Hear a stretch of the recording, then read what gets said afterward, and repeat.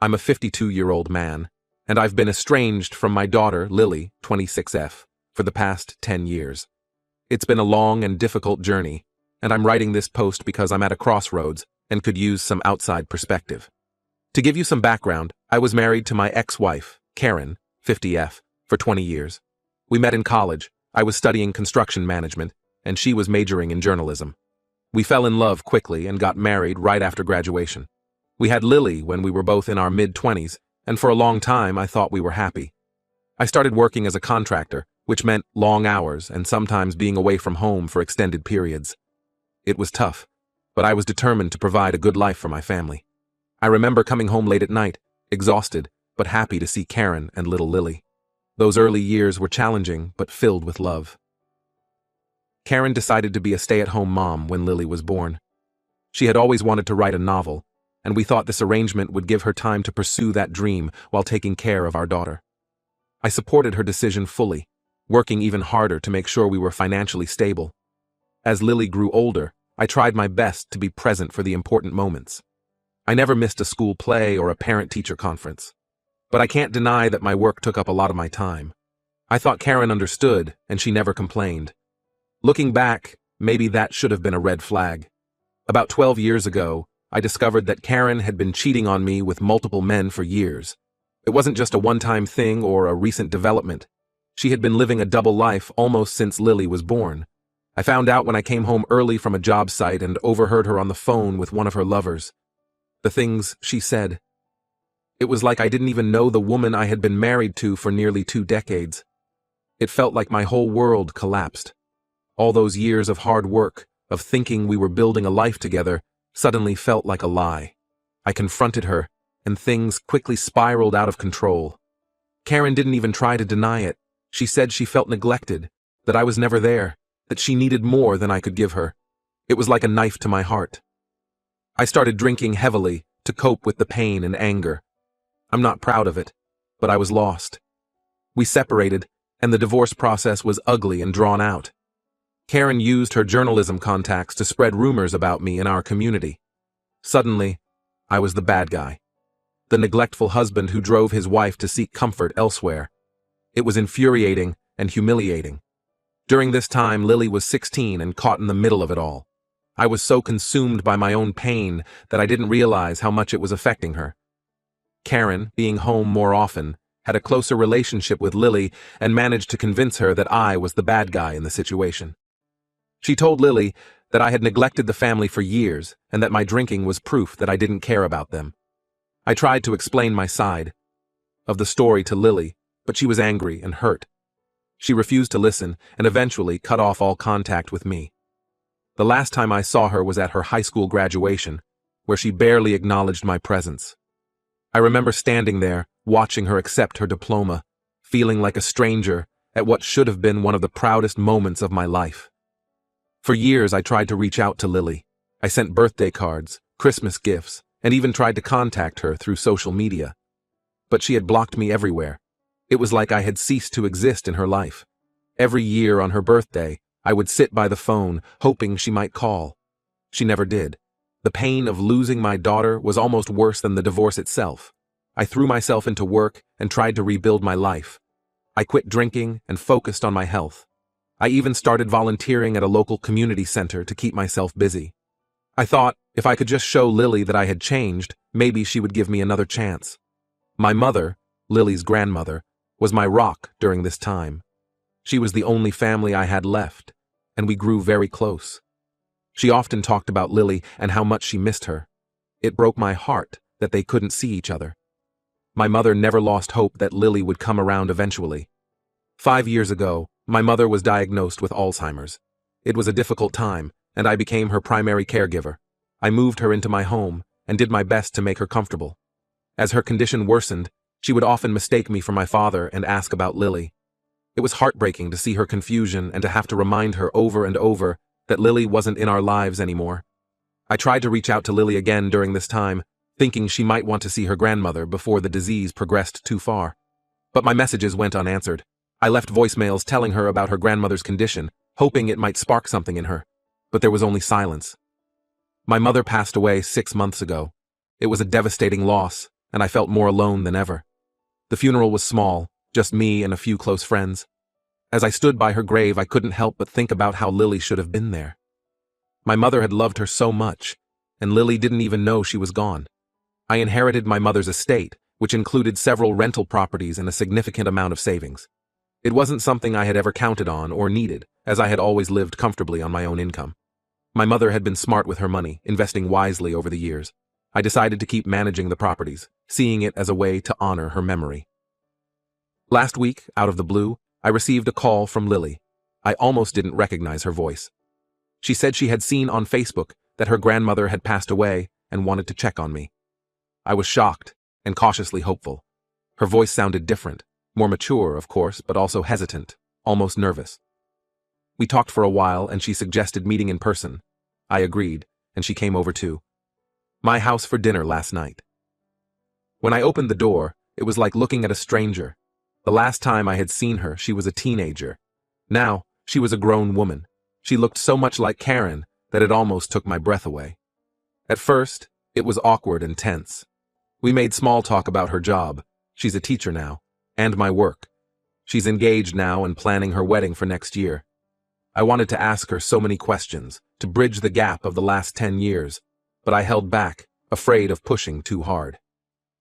As the evening went on, we finally addressed the elephant in the room. I asked her why she had cut me out of her life so completely. She said she regretted how things had turned out, and that she had been too young to understand the complexity of the situation. She admitted that her mother had influenced her perception of me, painting me as the villain in their story. I was starting to feel hopeful about rebuilding our relationship when Lily dropped a bombshell.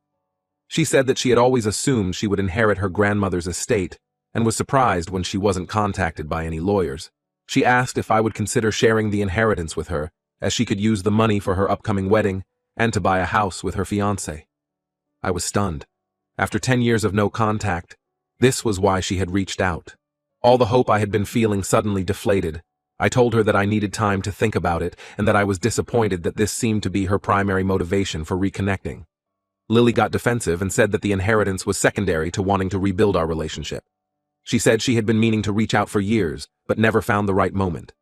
She also mentioned that her mother had always told her that her grandmother wanted her to have the inheritance. I'm torn.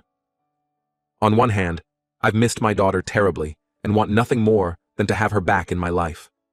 I've dreamed of this moment for years, of having the chance to explain, to make things right. But on the other hand, I can't shake the feeling that she's only interested in the money. I don't know if I can trust her intentions. I haven't given her an answer yet about the inheritance. Part of me thinks that if I share it with her, it might open the door to rebuilding our relationship. But another part feels like I would be rewarding her for years of silence and only reaching out when there was something to gain. I'm not sure what to do. Should I give her part of the inheritance? Should I try to rebuild our relationship regardless? Or should I protect myself from potentially being hurt again? The thought of losing her a second time is almost unbearable, but so is the idea of being used for money. Any advice would be appreciated. I've been carrying this weight for so long, and I just want to make the right decision. I want my daughter back, but I'm scared of being hurt again. I'm scared that if I say no to the inheritance, she'll disappear from my life again. But if I say yes, will our relationship ever be genuine? Update 1. It's been a week since my last post, and a lot has happened. I want to thank everyone for their advice and support. It's given me a lot to think about, and I'm grateful for the different perspectives. After much consideration, I decided to meet with Lily again to have an honest conversation about everything.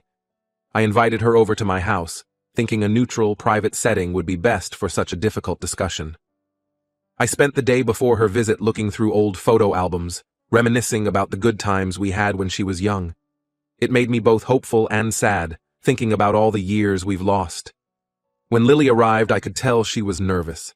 She kept fidgeting with her engagement ring, a habit she's had since she was a child. We sat down in the living room, surrounded by photos of her growing up. I started by telling her how much I've missed her over the years, and how happy I was that she reached out. But I also expressed my concerns about her motivations, especially regarding the inheritance. To my surprise, Lily broke down in tears. She confessed that while the inheritance was initially what prompted her to contact me, She realized how much she had missed out on over the years.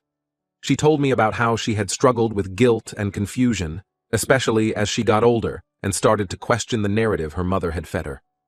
Lily revealed that her relationship with Karen had become strained over the years. As an adult, she began to see through some of her mother's manipulations and realized that things weren't as black and white as she had been led to believe.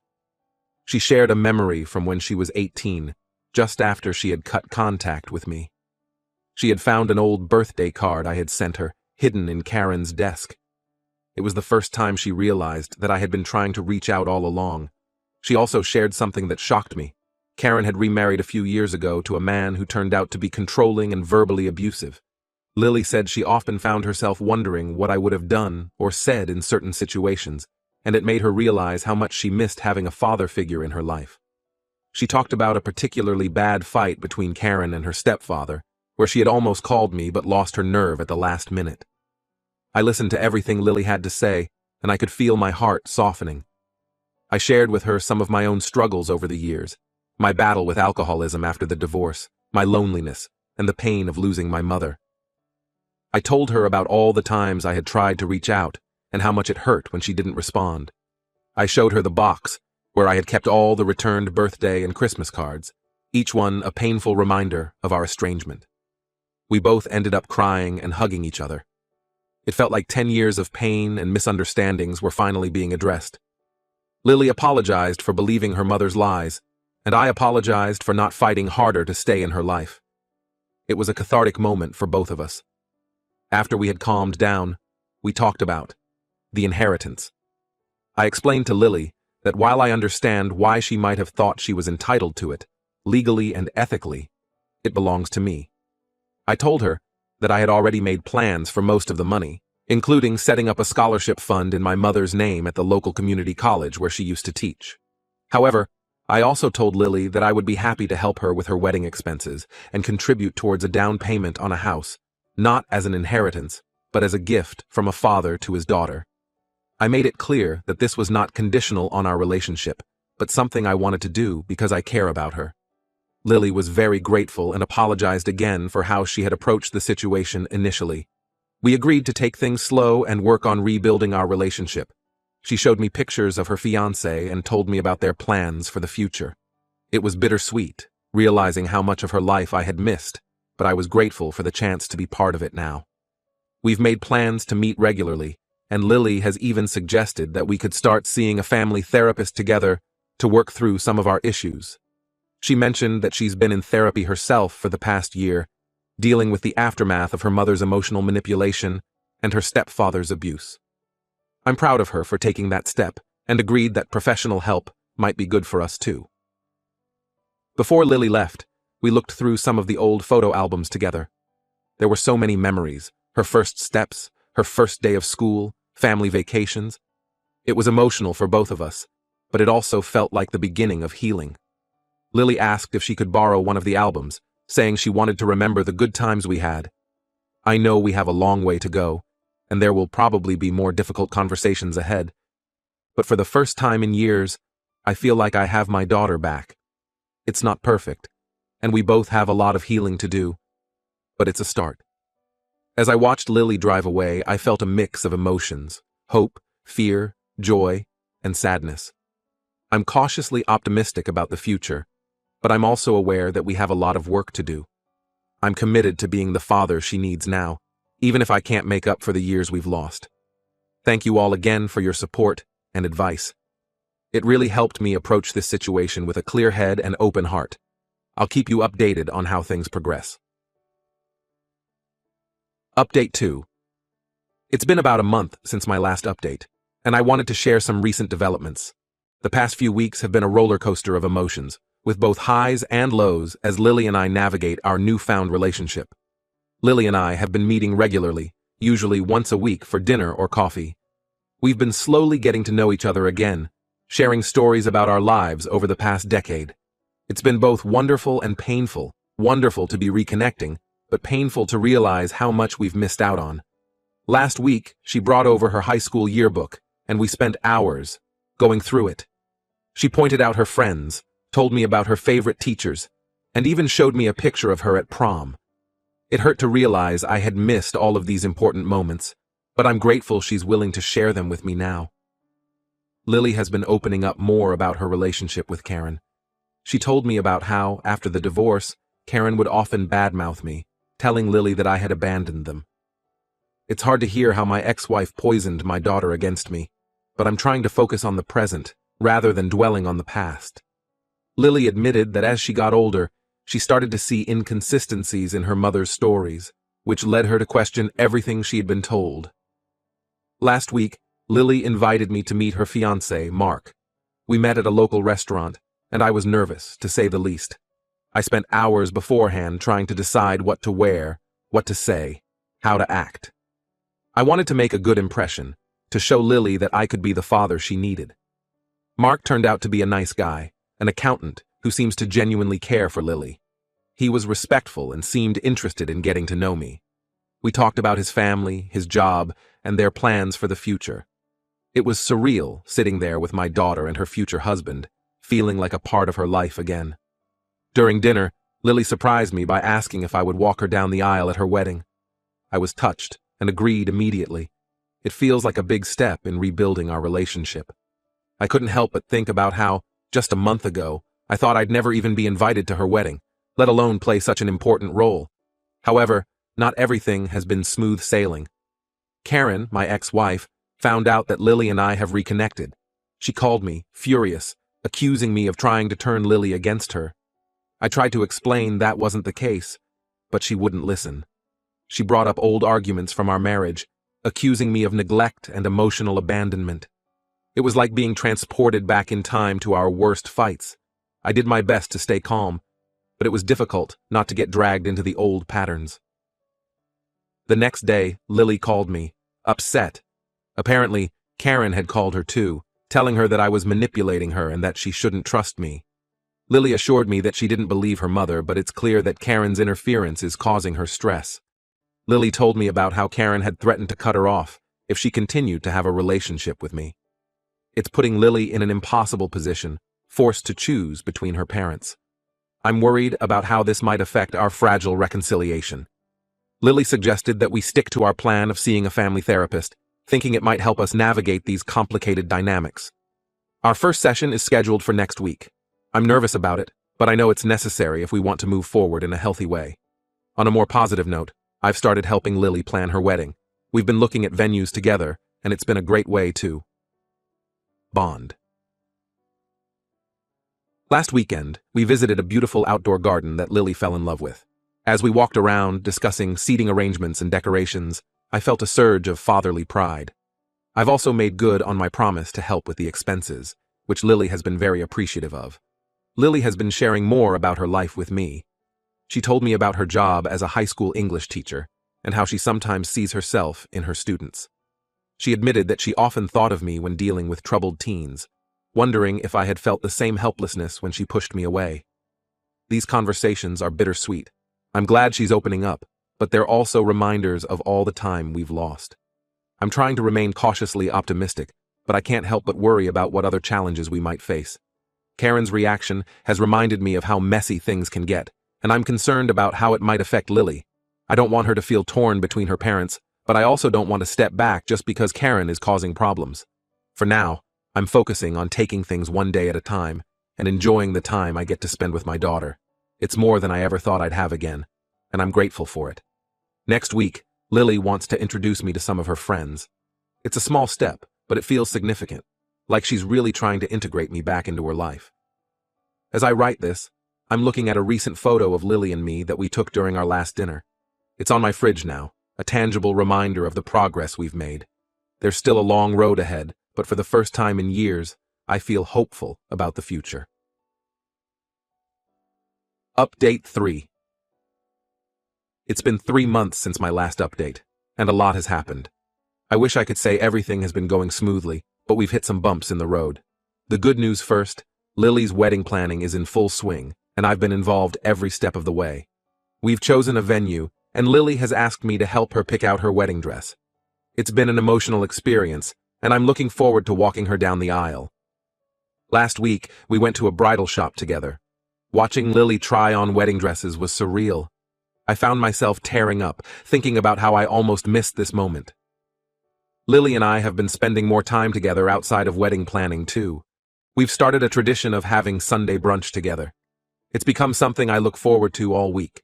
We talk about everything and nothing, her work, my projects, books we've read. It feels like we're making up for lost time. Now, for the challenging part. Remember how I mentioned Karen's interference? Well, it's gotten worse. She's been constantly calling and texting Lily, trying to guilt her about spending time with me. It's putting a lot of stress on Lily, and it's starting to affect our relationship. Last week, Lily canceled our brunch plans because Karen had shown up at her apartment unannounced and refused to leave. We've been seeing the family therapist regularly, which has been helpful in many ways. It's given us tools to communicate better and work through some of our past issues. However, it's also brought up a lot of painful memories and emotions. In our last session, the therapist suggested we talk about the day Lily decided to cut contact with me. It was a difficult conversation, bringing up feelings of anger, hurt, and regret on both sides. In that session, Lily admitted that she still harbors some resentment towards me for not fighting harder to stay in her life when she was younger. Even though she understands now that I tried, she said part of her still feels abandoned. It was hard to hear, but I'm glad she felt safe enough to express those feelings. She talked about how she used to wait by the phone on her birthday, hoping I'd call, not knowing that I was doing the same thing. On my part, I've had to confront some of my own lingering anger and hurt. I've realized that while I'm overjoyed to have Lily back in my life, I'm also scared of being hurt again. The therapist is helping me work through these fears, encouraging me to be open with Lily about my feelings. Last week, things came to a head when Karen showed up unannounced at my house while Lily was visiting. She was angry and demanded to be part of our reconciliation process. It turned into a heated argument, with Lily caught in the middle. Karen accused me of trying to buy Lily's love with the promise of inheritance and wedding money. She brought up old grievances from our marriage, things I thought we'd left behind years ago. In the end, Lily stood up to her mother, telling her that she's an adult and can make her own decisions about who she wants in her life. It was a proud moment for me, but I could see how much it pained Lily to be in that position. After Karen left, Lily broke down crying, saying she felt torn between her parents and guilty for hurting her mother. After Karen left, Lily and I had a long talk. We both agreed that while we want to continue working on our relationship, we need to set some boundaries, especially when it comes to Karen's involvement. Lily suggested that we might need to take a step back from our frequent meetings, at least until things calm down with Karen. It hurt to hear, but I understand she's in a difficult position. We're taking things day by day. Some days are great, filled with laughter and new memories. Other days are tough, as we navigate the complicated emotions and dynamics of our family. Yesterday, Lily called me in tears after another fight with Karen. I felt helpless, wanting to fix everything for her, but knowing I can't.